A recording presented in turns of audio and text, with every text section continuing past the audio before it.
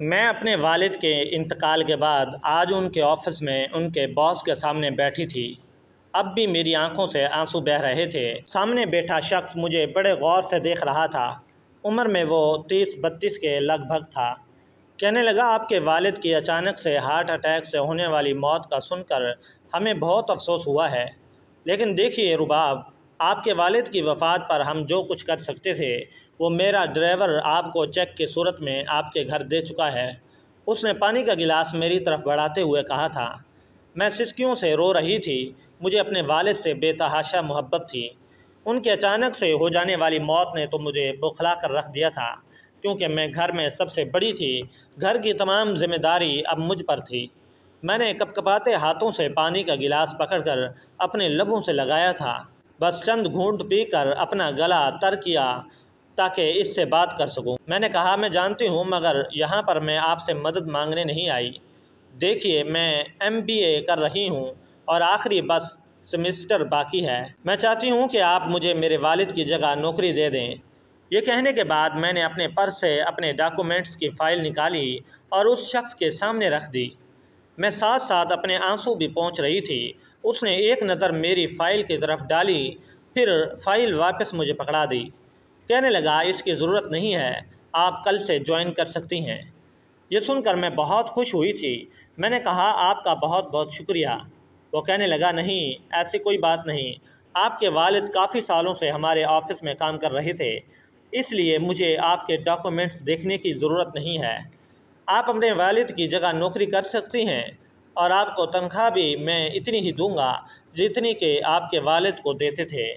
یہ سن کر میں بے حد مطمئن ہو گئی تھی، لیکن جیسے ہی میں باہر جانے کے لیے اٹھی، وہ شخص کہنے لگا، مس رباب، آپ کو آئیڈیا تو ہے نا کہ ہم یہاں کیا کام کرواتے ہیں؟ ظاہر ہے آپ کے والد نے یہاں کام کیا ہے، آپ کو علم تو ہوگا۔ میں یہ نہیں جانتی تھی کہ میرے والد یہاں کیا کام کرتے ہیں اور کیا نہیں، لیکن ظاہر سی بات ہے آفس میں آفس کا ہی کام ہوتا ہوگا۔ میں نے اسی بات میں سر ہلا دیا۔ اس شخص نے بڑی عجیب سی نظروں سے مجھے سر سے پیروں تک دیکھا تھا، پھر مسکراہٹ اس کے چہرے پر آ گئی تھی۔ کہنے لگا، گڈ مس رباب، تو پھر مجھے آپ کو بالکل بھی گائیڈ کرنے کی ضرورت نہیں ہے۔ یہ سن کر میں کچھ تذبذب کا شکار ہوئی۔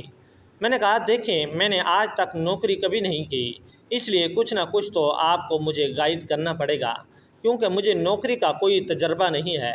میری بات سن کر اس نے بڑے غور سے میرے چہرے کی طرف دیکھا۔ کہنے لگا، جی جی، کیوں نہیں۔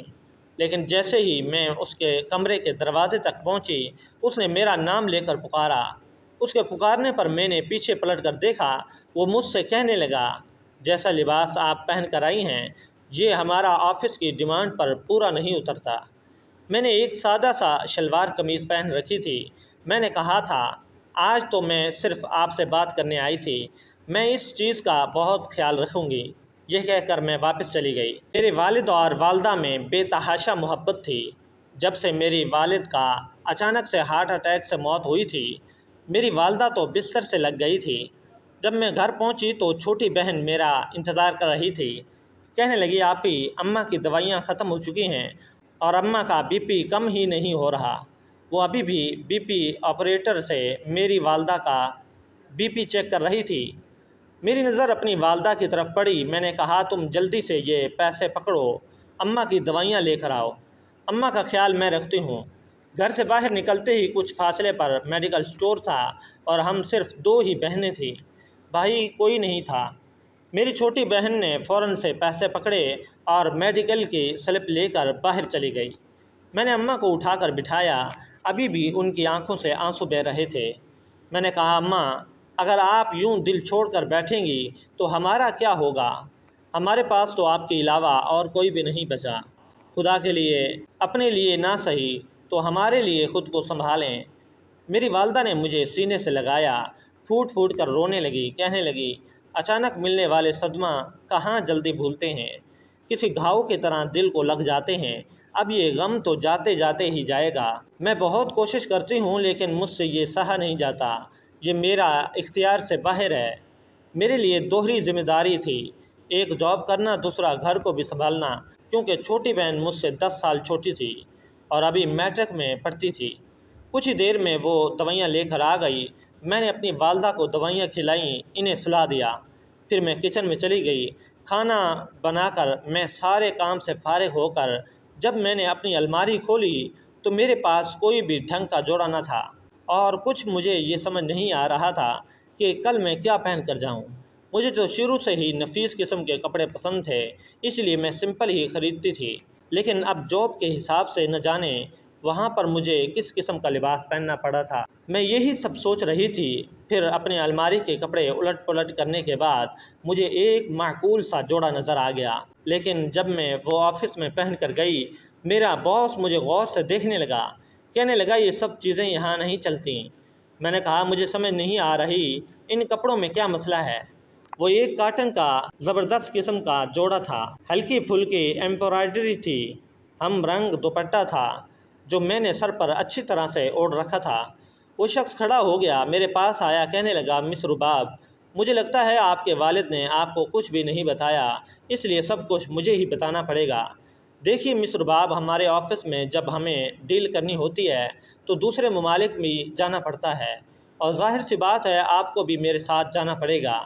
और उस वक्त हमारे ऑफिस में काम करने वाली ख़वातीन ऐसे घरेलू कपड़े पहन कर नहीं जाती, वो अपना कुछ मॉडर्न लुक दिखाती हैं। मेरे ख्याल से आप मेरी बात समझ रही होंगी। उसकी ज़ुम्मनी बातों को मैं समझ चुकी थी। कहने लगा, आप एक बार ऑफिस की फैमिली स्टाफ को देखें, क्या किसी भी लड़की ने दुपट्टा पहन रखा है?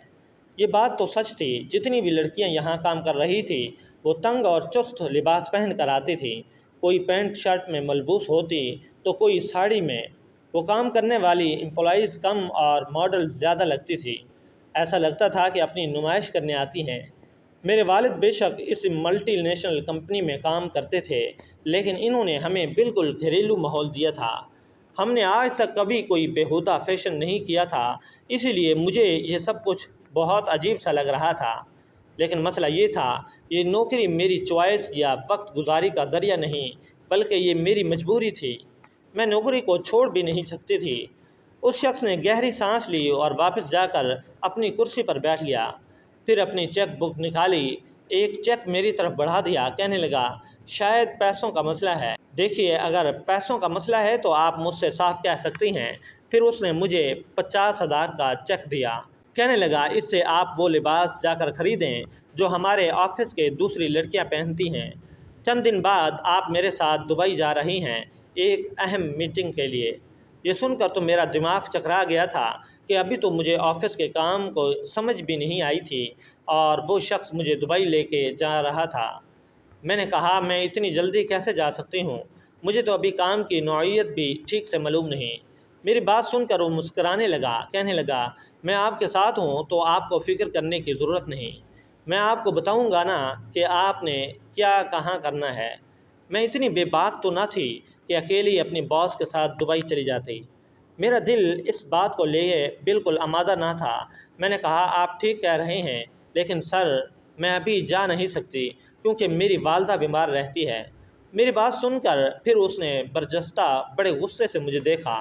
कहने लगा, मिस रुबाब, या तो आप जॉब कर लें या फिर आप अपने घर को संभाल लें, फैसला आपके हाथ में है। लेकिन बार बार मुझे इनकार सुनने की आदत नहीं है। अगर आपको जॉब करनी है तो मेरे तरीके से करनी होगी, वरना आप जा सकती हैं।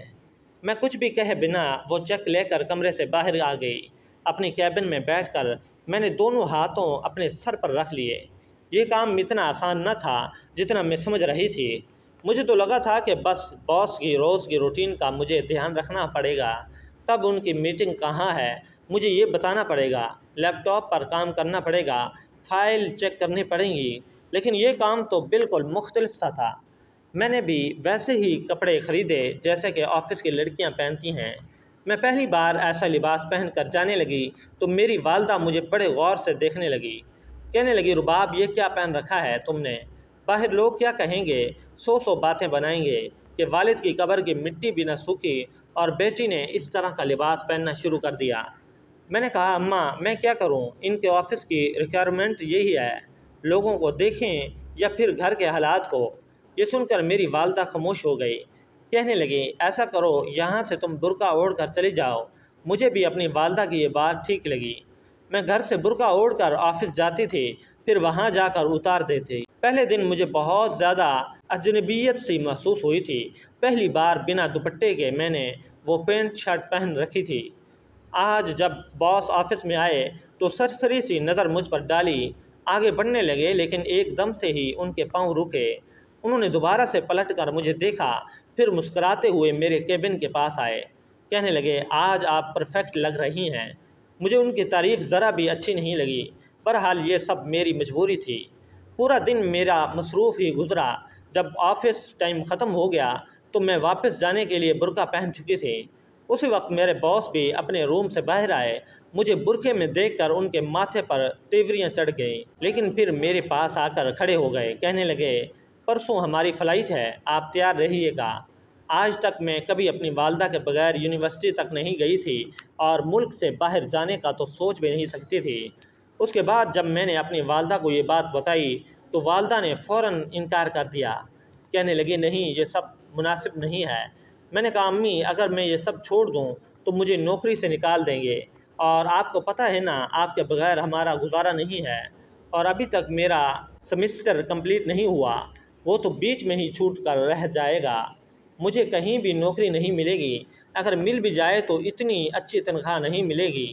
یہ سب سن کر میری والدہ کی آنکھوں سے آنسو بہنے لگے۔ کہنے لگی، جب تمہارے والد حیات تھے تو ہمیں پرواہ ہی نہیں ہوتی تھی کسی چیز کی، وہ ہمارے لیے صاحبان کی مانند تھے۔ اب تو لگتا ہے کہ ہم بے آسرا سے ہو کر رہ گئے ہیں۔ میں چاہ کر بھی تمہیں منع نہیں کر سکتی۔ 2 دن کے بعد میں دبئی جانے کے لیے تیار تھی، لیکن بے حد نروس تھی۔ آفس سے ہی مجھے باس کے ساتھ ایئرپورٹ کے لیے نکلنا تھا۔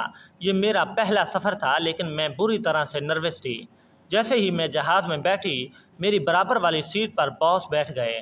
وہ میرے چہرے کو بڑے غور سے دیکھتے رہے۔ کہنے لگے، پریشان ہونے کی ضرورت نہیں ہے، پہلی بار سفر کر رہی ہیں نا، جب عادت ہو جائے گی تو پھر آپ کو پریشانی نہیں ہوگی۔ دبئی پہنچ کر وہ مجھے ایک شاندار ہوٹل میں لے گئے۔ میرا کمرہ الگ تھا۔ وہ کہنے لگے، آپ آرام کریں، کل شام تک تیار رہیے گا، ہمیں میٹنگ پر جانا ہے۔ میں اپنے کمرے میں آ گئی، لیکن بے حد پریشان تھی۔ اپنی والدہ کو اپنی خیریت کی خبر دی، پھر سونے کے لیے لیٹ گئی۔ اگلے روز میرے کمرے میں دستک ہوئی۔ میں نے جیسے ہی اپنے کمرے کا دروازہ کھولا، ایک بیرا وہاں کھڑا تھا۔ اس کے ہاتھ میں ایک پیکٹ تھا۔ کہنے لگا، یہ آپ کے باس نے دیا ہے کہ یہ ڈریس پہن کر آپ رات کو تیار رہیے گا۔ میں نے پیکٹ کھولا، شرم سے میری آنکھیں جھک گئیں۔ وہ نہایت ہی غیر مناسب سا لباس تھا۔ اگر میں انکار کرتی تو پھر سوال میری نوکری پر آتا۔ میں اتنا تو سمجھ گئی تھی کہ اپنی بہن کا تن ڈھانپنے کے لیے مجھے اسی طرح کا لباس پہننا پڑے گا، اپنے گھر والوں کے گھر کے اخراجات اٹھانے کے لیے قربانی دینی پڑے گی۔ میں نے وہ لباس پہنا۔ میں 7 بجے اپنے روم سے باہر آئی۔ اسی ہوٹل کے ریسٹورنٹ میں میٹنگ تھی۔ جب میں وہاں پہنچی تو باس مجھے دیکھ کر آنکھیں جھپکنا بھول گیا تھا۔ اس کے ساتھ بیٹھے دوسرے مرد حضرات کی نظریں بھی بڑی بے باکی کے ساتھ مجھ پر اٹھ رہی تھیں۔ ان میں سے کچھ عربی تھے، کچھ غیر ملکی۔ میں اپنے آپ میں سمٹنے کی کوشش کر رہی تھی۔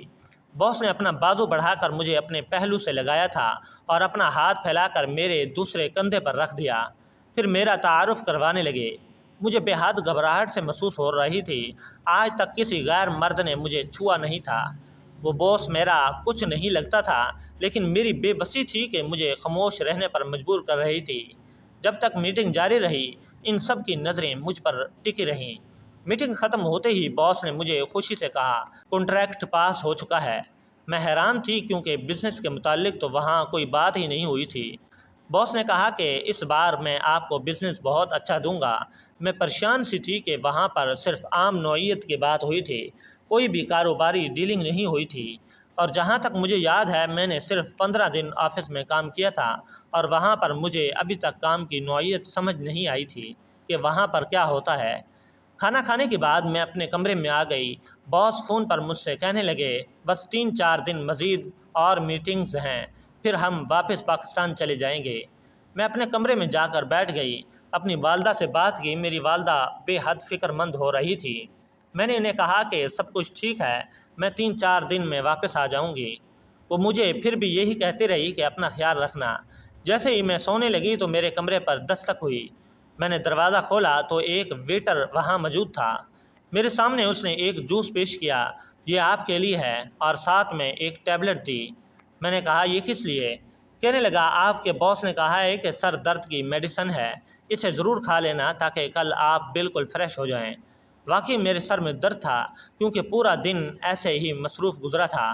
میں نے وہ میڈیسن جوس کے ساتھ کھا لی اور پھر سو گئی۔ اس رات مجھے بڑی گہری نیند آئی۔ مجھے بالکل ہوش نہ تھا۔ جب صبح میں اٹھی اپنے آپ مجھے تھکا ہوا لگ رہا تھا۔